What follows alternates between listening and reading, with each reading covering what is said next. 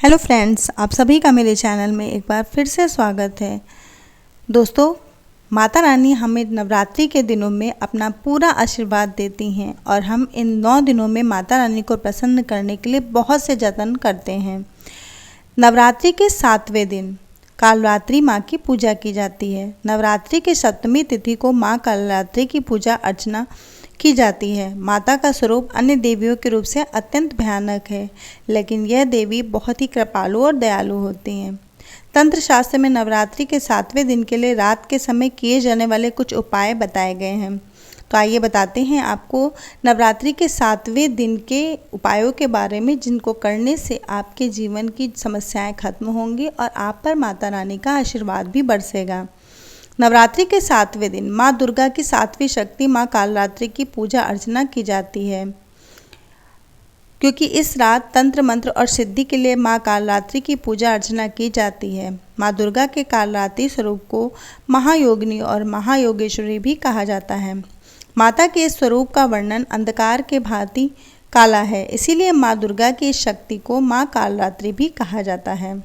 नवरात्रि के 7वें दिन के लिए रात के समय किए जाने वाले कुछ उपायों के बारे में आपको इस वीडियो में मैं बताने जा रही हूँ।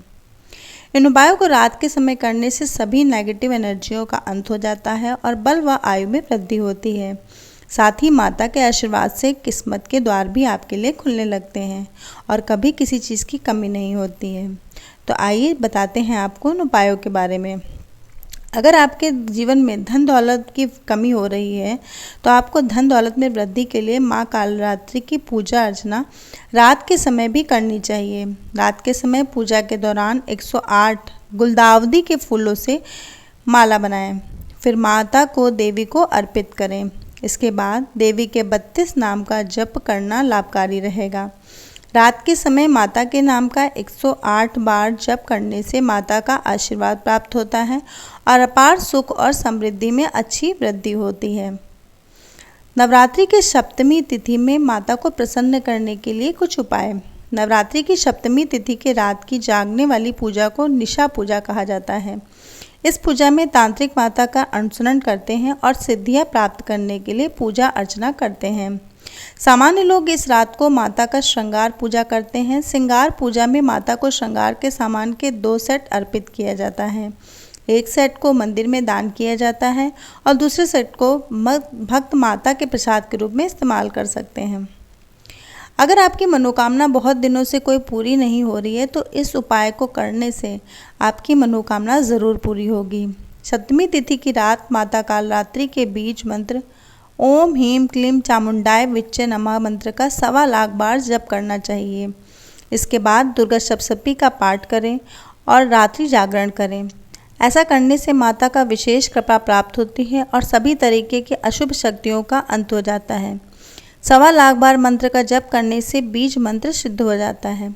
जप करने के बाद माता आपकी सभी मनोकामनाओं को पूरी करती हैं। अगर आपको बल विजय की प्राप्ति नहीं हो रही है, तो आप इस छोटे से उपाय को कर सकते हैं। नवरात्रि के सप्तमी तिथि की रात को माता कालरात्रि की पूजा अर्चना करने के बाद पेठे की बलि दी जाती है। इसके बाद आप गुड़ से बनी मिठाई या भोजन माता को अर्पित करें और ओम कालरात्रि मात्रा दैवे नामक मंत्र का 108 बार जाप करें। मान्यता है कि ऐसा करने से विजय और बल की प्राप्ति आपको हो जाएगी और जो भी आपके जीवन में रोग हैं, उन रोगों से मुक्ति हो जाएगी।